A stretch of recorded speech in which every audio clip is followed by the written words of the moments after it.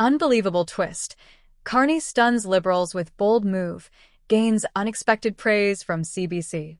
Mark Carney's rise to Canada's prime ministership in the snap federal election of April 28, 2025, initially inspired hope that he would bring much-needed fiscal discipline and economic expertise to the country.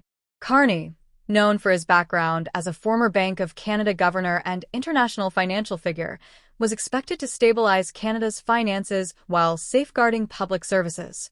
But soon after taking office, he shocked both his own Liberal Party and the Canadian public with a stark announcement: significant cuts to federal government operations are inevitable. The promise of job security and sustained public investment that helped propel Carney to power is now under serious threat, leaving many civil servants and voters unsettled. This unexpected shift has thrown the political landscape into turmoil, as it signals a dramatic departure from campaign assurances.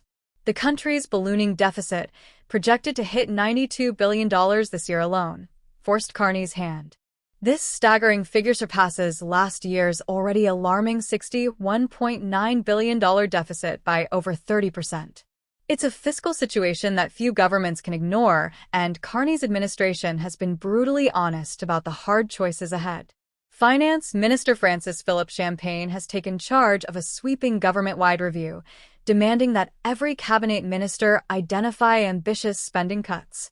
The goal is clear: rein in day-to-day government expenses so more resources can be invested in economic growth and essential priorities. Yet, this also means a sharp reduction in public sector jobs and programs, many of which Canadians depend on daily. One of the most complicated aspects of this review is identifying federal programs that duplicate provincial services. Over the years, Ottawa has expanded its footprint into areas like pharmacare, dental care, and even school nutrition programs, fields traditionally managed by provinces. Champagne's directive urges ministers to evaluate whether federal involvement is necessary or redundant. Cutting these overlapping programs might seem like a logical step to reduce costs, but it also risks angering voters who see these programs as vital. Politically, slashing such visible and popular services is fraught with risk, and it will test Carney's ability to navigate the inevitable backlash. The election campaign was filled with promises from the Liberals that no drastic cuts would come and that government jobs would be protected. Many public servants voted for Carney expecting stability and growth in their roles. However, the current reality presents a sharp reversal. Federal employees now face the unsettling prospect of layoffs and service reductions. This sense of betrayal is fueling frustration within government ranks and among supporters who feel the promises made on the doorstep were not kept. The mood in Ottawa has shifted from cautious optimism to tense uncertainty as the cuts loom closer. Even the CBC, an institution that secured a substantial $150 million funding increase under Carney's government, has acknowledged the financial crisis and the need to downsize the public service. This acknowledgement marks a notable shift from the broadcaster's typical defense of public sector workers during election seasons. Nearly a quarter of Canada's workforce is employed in the public sector, and this large public presence has propped up economic figures while Canada's private sector struggles to recover and grow. Critics argue that Carney's policies largely mirror those of his predecessor, Justin Trudeau, with only superficial tweaks designed to give the appearance of action rather than real reform. There is also growing speculation about the beneficiaries of these austerity measures. Some worry that the government's cost-cutting could lead to privatization of public assets or increased influence for large private corporations such as Brookfield Asset Management. While concrete evidence remains scarce, this possibility fuels concerns that the cuts may prioritize corporate profits over public welfare. This potential shift could deepen economic inequality and erode the social supports Canadians rely on, raising questions about the true intentions behind Carney's fiscal agenda. Public reaction to these developments has been intense and divided. Many Canadians feel blindsided by Carney's turnaround from campaign promises of investment and growth to austerity and cuts. The CBC's own reversal from championing public workers to recognizing the need for cuts has added fuel to the fire, with some accusing the broadcaster of abandoning its traditional role as a protector of the public interest in favor of budget preservation.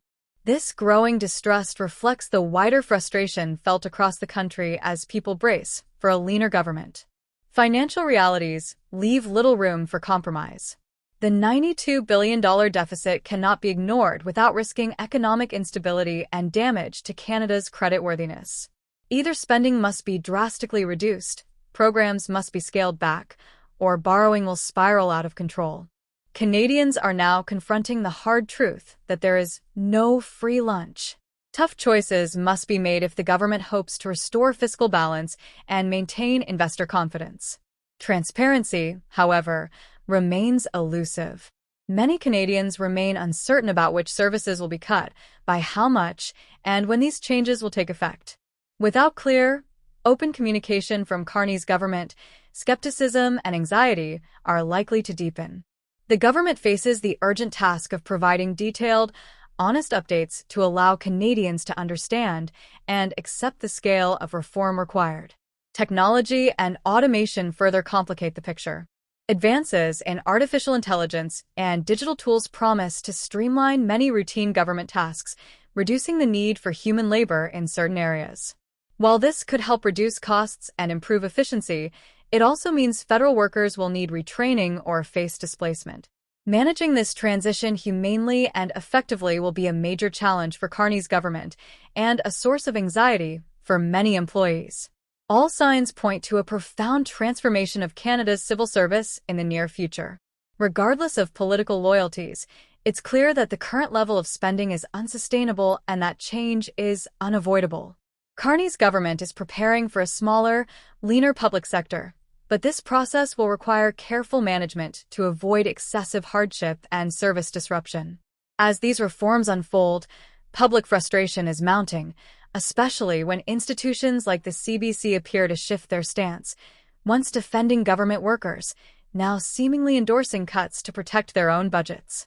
This perceived betrayal deepens divisions and highlights the complex interplay of politics, economics, and public trust at this pivotal moment.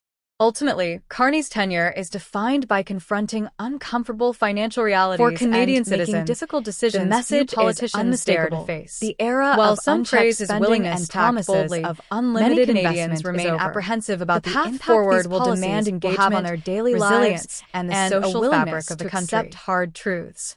Carney's government may have stunned Liberals with its bold move and earned surprising praise from some quarters, but the road ahead will be challenging, one that will require Canadians to rethink what kind of government and economy they want for the future.